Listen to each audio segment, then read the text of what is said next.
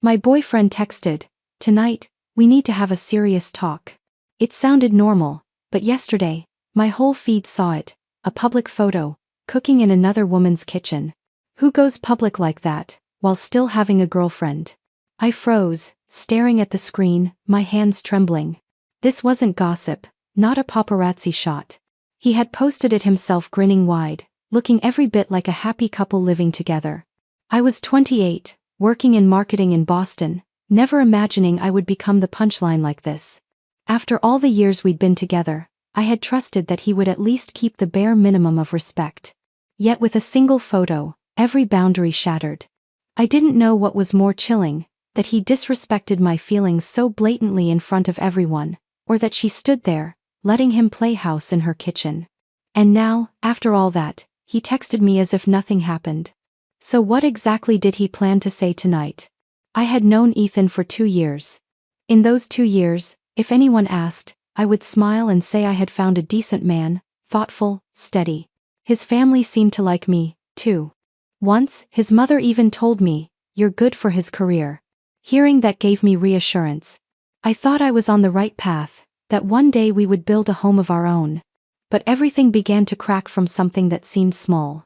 One evening, Ethan came home, dropped his bag on the table, and casually said, "Oh, Maya texted me. She's in trouble with her roommate. The girl suddenly moved out, and now Maya can't afford the rent." I was about to ask if he wanted me to share a roommate ad online or reach out to friends. But before I could speak, he continued, as if presenting the most reasonable solution in the world, "I'll move in with Maya for a few weeks, help split the rent. Once she finds someone new, I'll come back." I looked up at him, thinking I misheard. "Ethan, you're joking, right?" He frowned, shook his head. "No, I'm serious. She's stuck. What else can she do?" I was too stunned to react. "You think moving in with another woman while having a girlfriend is normal?" The look in his eyes made me shiver. There was no hint of guilt, only a strange pride, as if he expected me to feel grateful for his generosity. "Harlow, you're overreacting. This is friends helping each other," he said. "If you trust me, this shouldn't be an issue." I clenched my fists, trying to keep calm. "Ethan, this isn't about trust. It's about boundaries.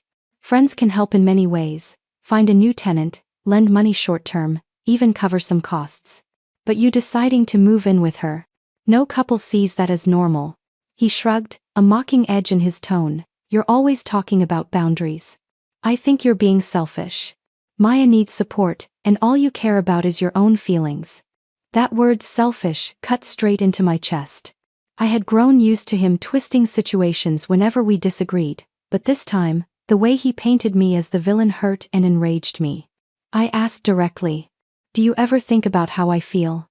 That I'd have to watch my boyfriend move in with another woman and convince myself to trust you every night?" Ethan leaned back, arms crossed, looking at me like a teacher scolding a slow student. "The problem is you don't have enough trust.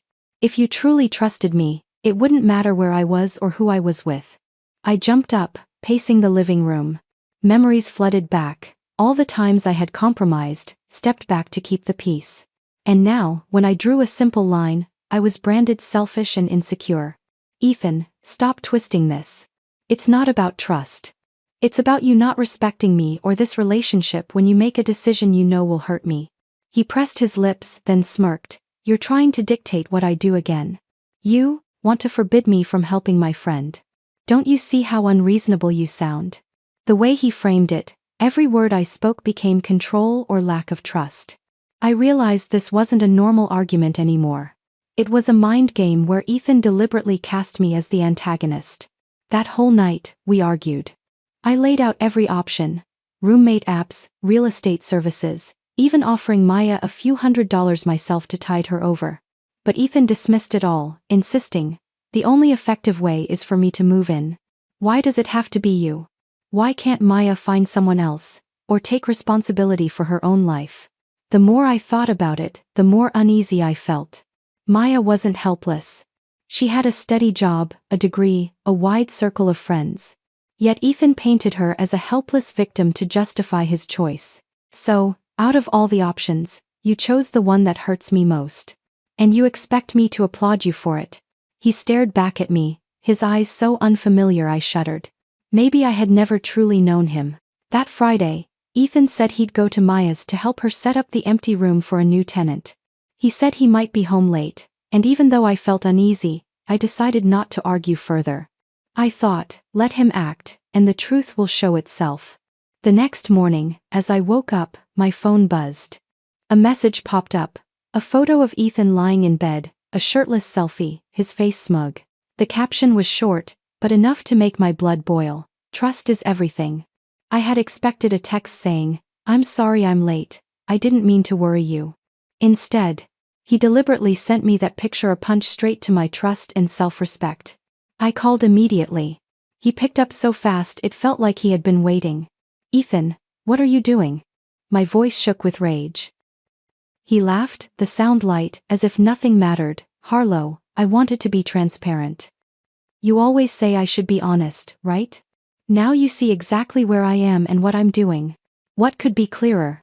Transparent? Sending your girlfriend a photo of yourself in another woman's bed and calling that transparency? Do you realize how insulting this is? I snapped. You're overreacting.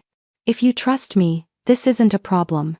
I gripped the phone, feeling like I was talking to someone who thrived on twisting truth into lies. Ethan wasn't apologetic at all. He was enjoying my torment, as if this was all some test. I hung up, slammed the phone on the table. I told myself I needed space to breathe, to keep from exploding in my tiny apartment. But minutes later, Messenger lit up. The sender wasn't Ethan, but Maya. Her message was short: if you want to keep Ethan, grow up. Men can't stand weak, clingy girls. Don't make him choose, because the result will never be in your favor. I had never spoken to Maya before. She had no right to interfere in my relationship. Yet here she was, speaking like an insider. Even sitting on a throne, passing judgment. I typed out each word, Maya, who do you think you are? But then I erased it, didn't send.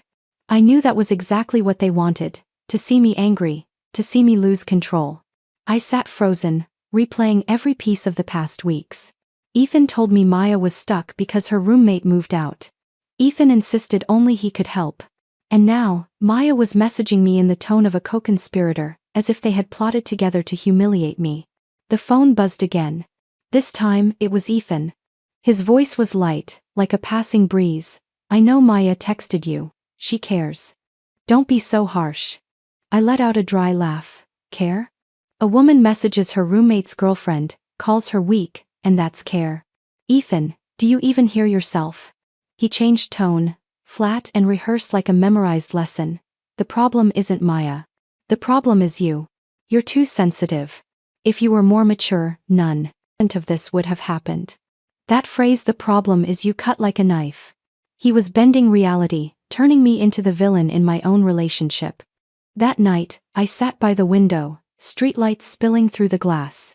I thought back to when we first met, when Ethan took me to little restaurants, telling me about his career dreams, and I believed in that version of him. But now, everything had warped into a psychological game, where he and Maya joined forces to push me into a dark corner. Anger burned, pain lingered, but I knew if I stayed silent, they would think they had won. And in that moment, I decided I would not be the victim anymore. That evening, I arrived at the restaurant 15 minutes early. Golden light fell across the wooden table, the smell of roasted coffee mixed with a hint of wine. I tried to imagine what Ethan would say. For a second, I wanted to believe he would apologize, that his actions were a stupid impulse. Ethan walked in, moving casually as if nothing had happened. He pulled out a chair across from me, gave a faint smile, the same smile that once felt warm but now chilled me to the bone. Thank you for coming. I think we need a mature conversation. Ethan began, calm, like a professor about to lecture. I held his gaze without a word. I wanted to hear exactly how he planned to explain. He drew in a breath, then launched into a string of well-prepared lines. Harlow, every relationship needs trust and sacrifice. I feel your lack of trust. You act like I'm doing something terrible, when in reality, I'm helping an old friend through a hard time. If you handled this with more composure, you'd understand this is normal. Normal? You sleep over at her place, send your girlfriend a shirtless picture, and call that normal. Ethan raised his brows, his face calm to the point of arrogance. That was me being transparent. I didn't want to hide anything. You should feel secure that I'm willing to be open. I stared into his eyes, searching for remorse, but all I saw was smugness. So what did you call me here for today? Ethan placed his hands together on the table, leaned forward. To make it clear, I'm moving in with Maya. That's my decision. She needs me, and I can't turn my back on a friend because you're uncomfortable. My chest tightened, but I forced my voice steady. So no matter how I feel, you've already decided. Yes, this is what I have to do. If you truly love me, you'll understand. I tilted my head, speaking clearly, and what if I made the same choice? If a male friend of mine lost his place and I decided to move in with him for a few weeks, Ethan, would you accept that? He gave a sharp laugh, dripping with contempt. Harlow, that's a false comparison. Completely different. Different how? I didn't break eye contact. He waved a hand, his tone harsher. Because I trust you. I wouldn't feel threatened if you had male friends. But my situation is necessary. Maya has no one else. Ethan wasn't blind. He wasn't too kind or manipulated. He knew exactly what he was doing. The so-called helping a friend was a cover. What he wanted was control, the power to redefine right and wrong, to paint me as controlling and immature. I leaned back, exhaled slowly. Everything was clear as daylight. Ethan, what you really want is to control me. You want to force me into choosing between my self-respect and staying with you. He frowned, his voice hissing. You always turn everything into a problem. It's impossible to talk to you. Impossible, because you never actually want to listen.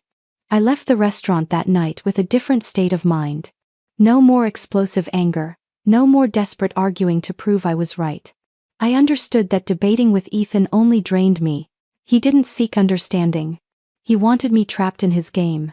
So I wouldn't react anymore. I would be silent. But not submissive, the kind of silence laced with sweetness and irony, the kind that would make him stumble. That night, Ethan texted, I bought an extra small suitcase. I'll start packing tomorrow.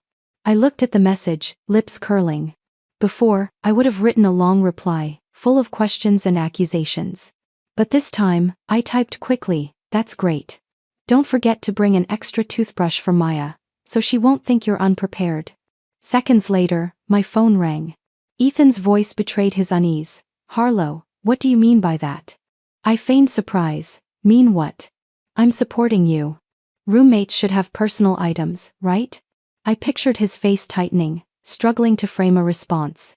He was used to me yelling, crying, or arguing. But this softness threw him off balance. Stop being sarcastic, he muttered, irritated. I smiled faintly, but kept my tone sweet. Who said I was being sarcastic? I genuinely wish you and Maya happiness. Ethan exhaled sharply, then scrambled to change the subject. I'm doing this for you, Harlow.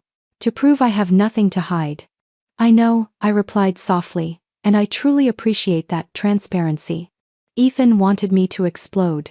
He needed me angry to keep his narrative alive. Harlow controlling, Harlow immature. When I didn't follow the script, he lost his footing. The next day, I made sure to act unusually cheerful. Ethan sent a photo of packed cardboard boxes.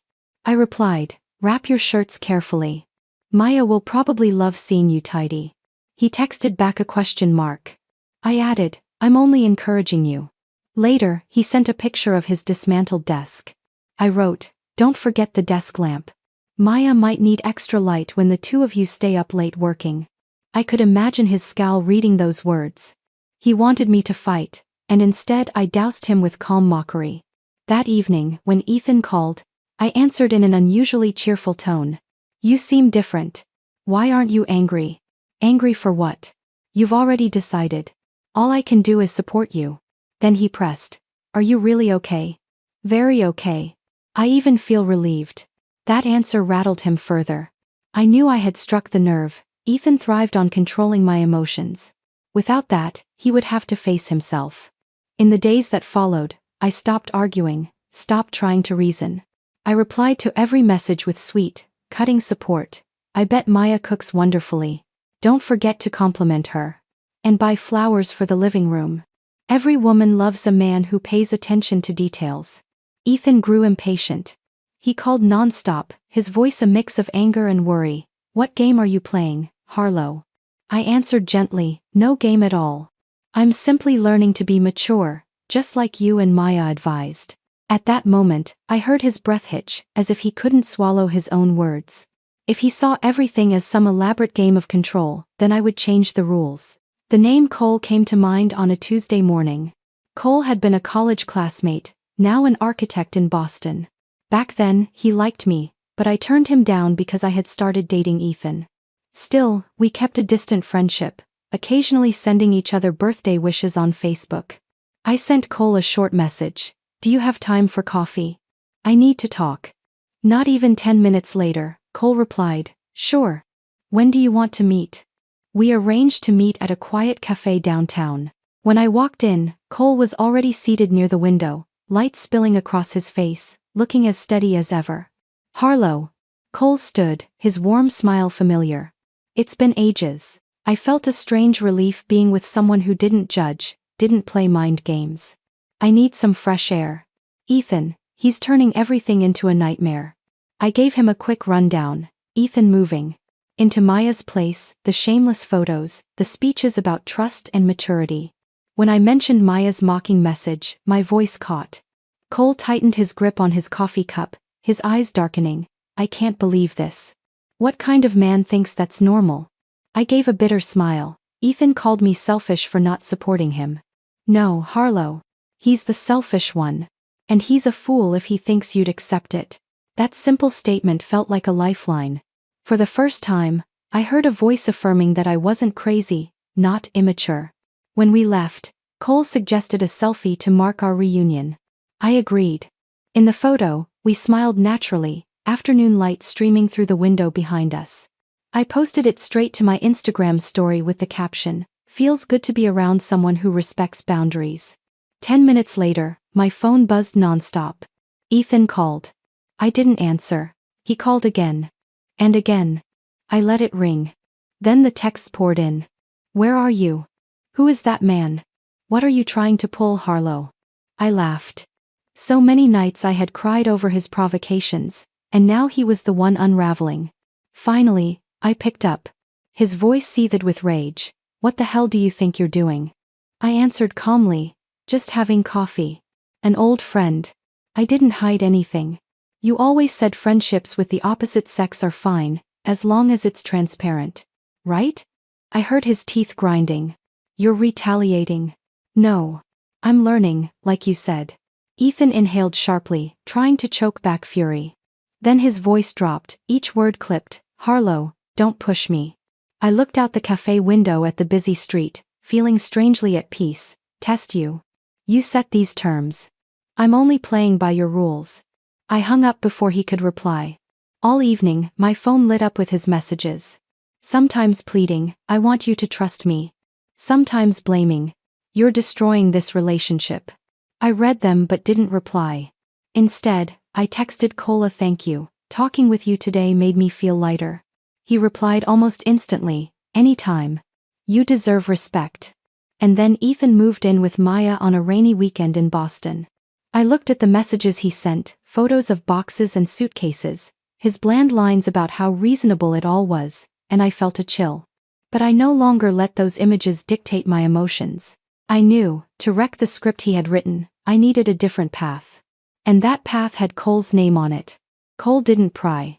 He simply showed up when I needed him. We wandered through the weekend farmer's market, past stalls of chrysanthemums, red apples, and jars of honey gleaming in the sun. I laughed as he handed me a bag of cherry tomatoes, saying, "Try these, they're sweet." My phone buzzed relentlessly. Ethan called, again and again. I ignored it. Texts piled in. "Who are you with? Harlow, answer me. You think this is right?" I set my phone face down on the wooden table, smiling at Cole. "You're right, these tomatoes are sweet."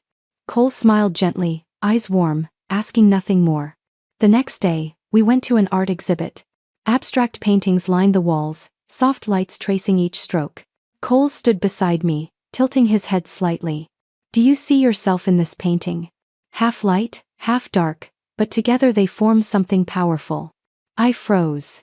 I had intended for Cole's presence to be part of a counterplay against Ethan. But his words carried a sincerity I couldn't ignore. I snapped a photo, our hands holding the exhibit catalog, captioned simply, "Being with someone who sees your worth priceless." This time, Ethan's reaction was explosive. My phone wouldn't stop buzzing. His texts read, "You're trying to provoke me. Harlow, don't act childish. Final warning, stop seeing that guy." I read, then smiled. I typed one. Reply, "You're with Maya. Remember?" Then I slipped my phone back into my bag, listening as Cole described his sketches for a new project. His voice was steady, unhurried, like our time together existed beyond any storm. But Ethan wasn't the only one unsettled. Maya began to show her irritation too. One evening, I stumbled across her story, a snapshot of her kitchen with the caption, "Some people can't handle when their boyfriends have female friends." Hilarious. I smirked. She was aiming it at me, flaunting the superiority she believed she had because Ethan was living with her. But to me, it only revealed Maya's own insecurity. I let the silence sit directly. Instead, I posted another photo, a coffee cup on the table, with Cole blurred in the background, bent over his sketches. Caption, "Some people don't need to tear others down to prove their worth." Within an hour, friends messaged me, "Harlow, you're going bold. Ethan must be losing it. Maya won't sit still either." I replied with a laughing emoji. That night, Ethan called, his voice almost a growl. "Why do you keep showing up with that guy?" I answered slowly, "Cole is an old friend. Didn't you say friendships with the opposite sex are fine if it's transparent?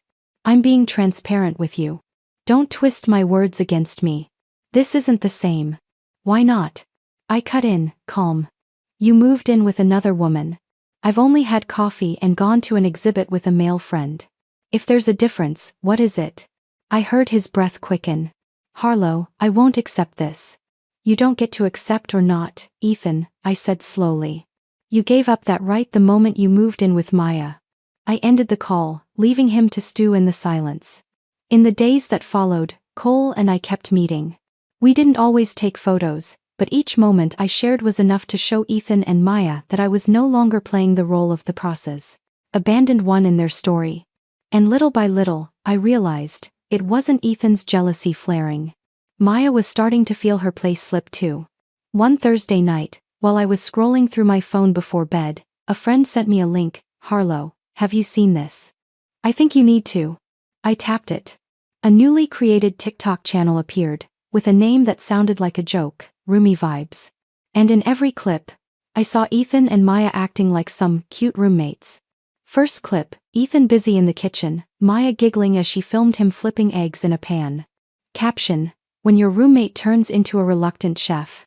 Next clip, the two of them on the sofa, steaming mugs of coffee in front of them, Ethan saying something that made Maya burst into laughter. Caption, "Living with your bestie really is the best." Each image cut straight into my pride. Ethan had moved in with Maya openly, then turned it into a public show for the world to comment on, dropping hearts, calling them so cute, couple goals. My blood boiled. But instead of panicking, I calmly took screenshots, saving each clip. A thought flashed in my mind. Fine, Ethan. You like going public? Then let's go truly public. I opened the group chat with a few of Ethan's closest friends, the ones he always tried to impress as a model man. I sent every screenshot, with a short line. Maybe everyone should see a bit of Ethan's new life. I didn't stop there. I messaged his parents directly. His parents are very traditional and care a lot about family image, valuing family image and morals. I wrote, "Mr. and Mrs., I think you should know what Ethan is doing." 10 minutes later, my phone rang. It was Ethan's mother. Her voice trembled with anger. "Harlow, what is this? He's living like this." I answered gently, "I didn't want to make a scene, but since you're Ethan's mother, I thought you deserved to see." She held back heavy breaths. "He dares turn everything into a joke. Does he know how this ruins our family's honor?" Ethan had always been proud of his family, always boasting that he was his parents' pride. But now, that image crumbled. That night, Ethan texted me nonstop. First, "Why did you send that to my parents?" And finally, "You're destroying my life." I let the silence sit. I wanted him to sit alone, choking on the consequences of his own arrogance. The next morning, I got a call from one of Ethan's friends, a guy named Ryan. His tone was part angry, part mocking. "Harlow, he's lost all face. Last night the whole group watched the clips, nobody could believe it. How does Ethan plan to live when he's turned himself into a public clown?" I chuckled softly, maybe he thought he was playing the hero. Ryan scoffed. "Hero? All we saw was a fool." That afternoon, Ethan called. This time his voice wasn't furious, but shaken. "Harlow, you know what my parents think now. They're shocked. They said I've embarrassed the family." I answered quietly, "I only showed them the truth you tried to hide." "Ethan, you posted those clips, not me." He tried to steady himself. "You don't understand. They'll never see me the same again. You know I can't stand being looked down on." "Then maybe you should have thought of that before putting yourself in that position." On the other end, Ethan sighed heavily. I heard the strain in every breath. He had always been obsessed with being the successful, respectable son, and now his own parents were demanding, "What are you doing with your life? You've turned a joke into reality." I could picture him in Maya's apartment, phone buzzing with messages from parents and friends, his once confident face twisted in shame. To Ethan, losing face with me wasn't enough. But losing credibility with his family, that was the real blow. I chose the Italian restaurant on Charles Street, the place tied to so many memories with Ethan. He used to bring me there for birthdays, anniversaries. But recently, I'd learned he had taken Maya there, too, turning what once was ours into a stage for their cute roommate life. That's why I chose this very spot for my plan. Cole and I arrived early. The restaurant was warm as always, golden candlelight glowing on brick walls, the soft clink of silverware, murmurs of conversation, and the aroma of garlic and tomato sauce. I picked a table by the window, prominent enough to be noticed the moment anyone walked in. Cole looked sharp in a smoky gray shirt under a navy blazer. He pulled out my chair with a warm smile. "Are you sure this is what you want, Harlow?" I spoke calmly, clearly. "This isn't a game. This is how I show him I'm not the silent one anymore." We ordered wine. Cole spoke lightly, sharing stories from his architecture firm, making me laugh softly now and then. Everything between us felt natural, unforced. About half an hour later, the wooden door opened. I glanced up. Ethan walked in with Maya. She wore a tight red dress with matching lipstick, her arm hooked through his like a claim. Ethan wore the gray blazer I had once picked out for him. The moment his eyes met mine, his smile froze. I didn't look away. My gaze stayed steady on them, cold and confident. Maya leaned in, whispering low enough for only Ethan, but I read her lips. "What game is she playing?" Ethan gave a small nod, trying to keep his face neutral. But I noticed his grip tightening on Maya's arm, a reflex to hold steady. Right then, Cole took my hand. A firm, open gesture. I didn't pull away. Instead, I smiled at him, as if the world had shrunk to the two of us.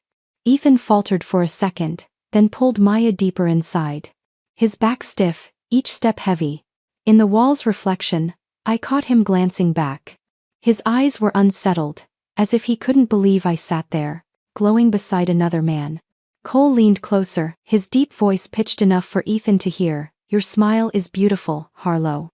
I think tonight will be wonderful." I answered softly, "I think so too." Maya shifted uneasily. She looked back again, her stare sharp, probing.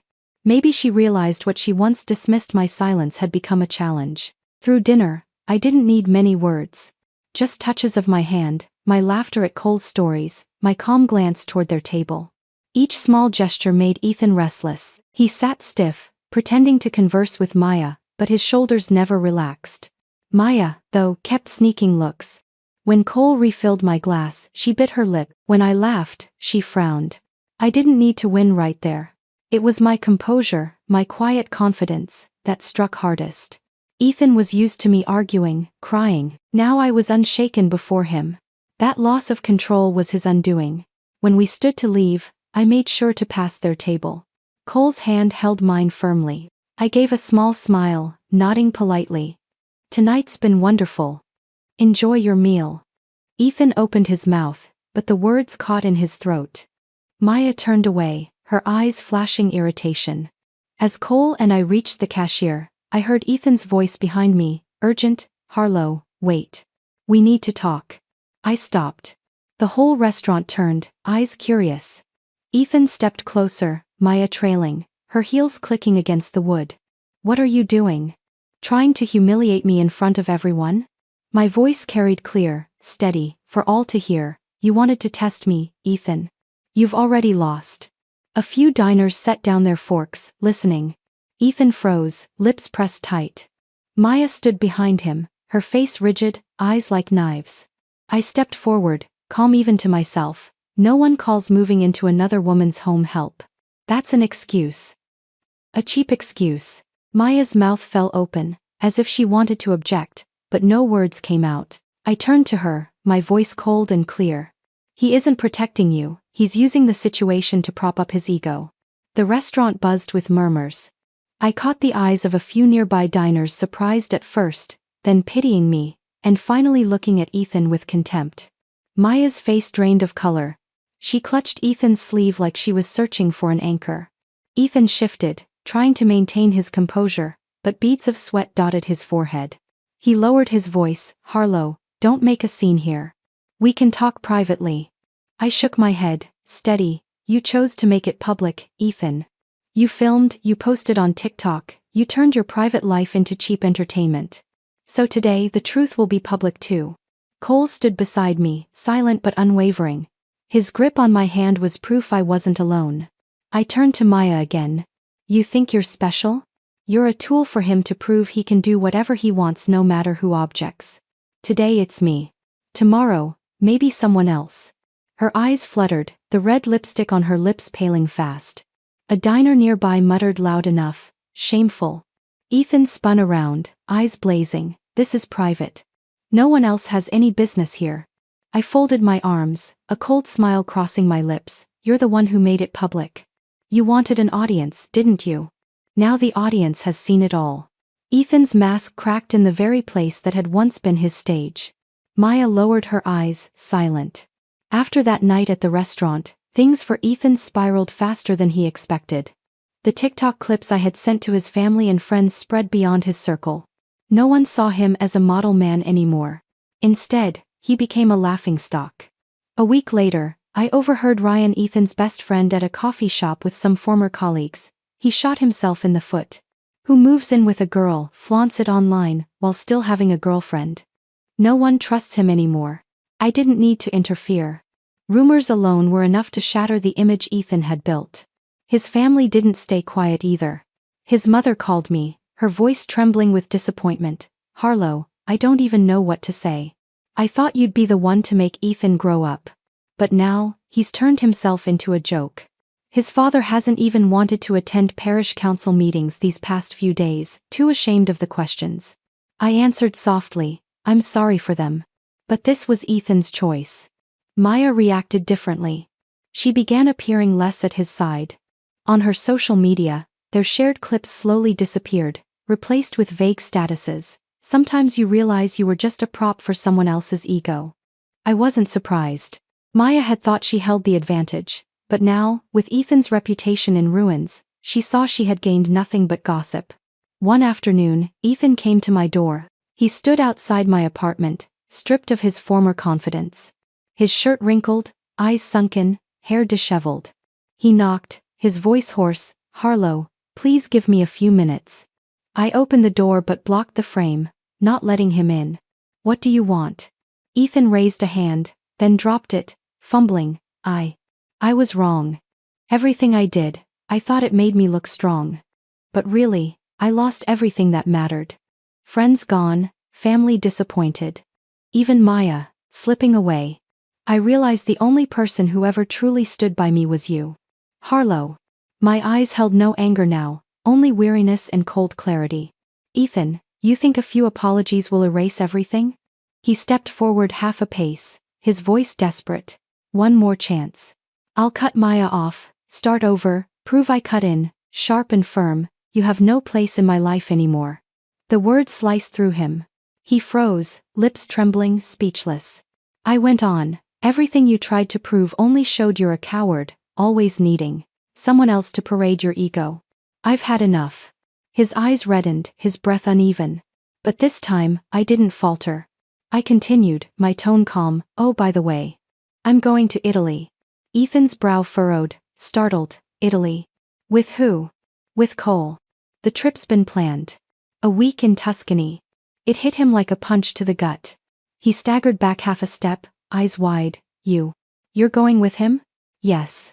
With someone who respects, who listens, who doesn't turn love into a test. In that instant, I saw Ethan break. His mouth opened, but the only word that came out was fractured. Harlow.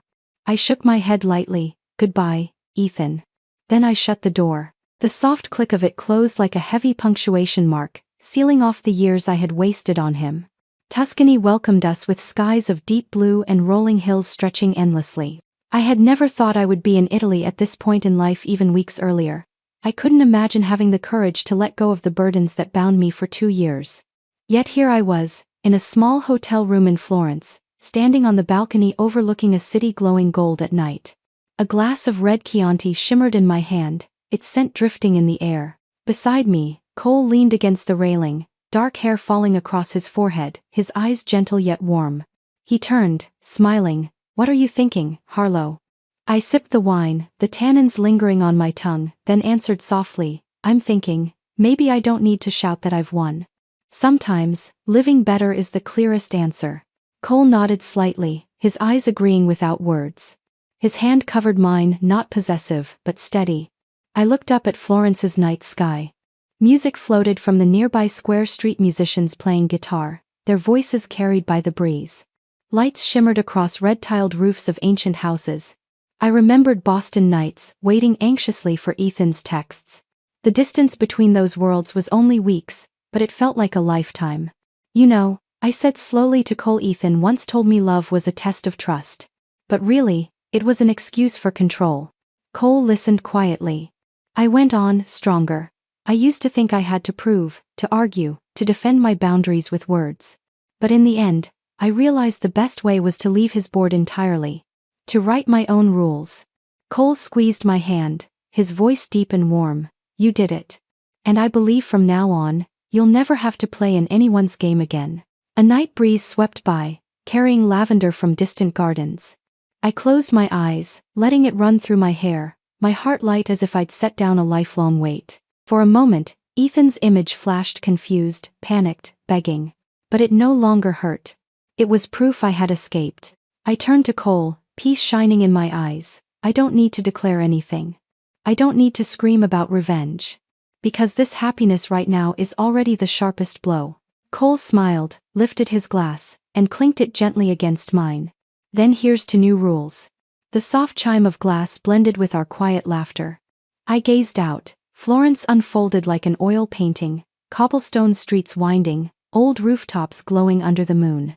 In that moment, I understood the message of my journey. When someone tries to test your limits, never let them dictate the rules.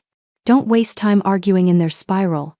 The only way to win is to step out of the game and write your own rules. I stood on that balcony in Florence, the night wind carrying away the last bitterness. I knew the peace I held now was the most powerful answer to anyone who had tried to make me their pawn. But what about you? If you were in my place with a partner publicly testing your boundaries, and a third person intruding, would you stay silent and endure, or step off their board and write your own rules? Everyone faces it differently, and I believe this story will spark thoughts for you. I'd love to hear your reflections after hearing my journey, and if you want to keep walking with me, exploring more stories of family, love, trust, and betrayal, stay tuned to the channel. Because every story here isn't a tale, but a mirror reflecting life, touching the heart, reminding us that living true to ourselves is always the bravest, most beautiful choice.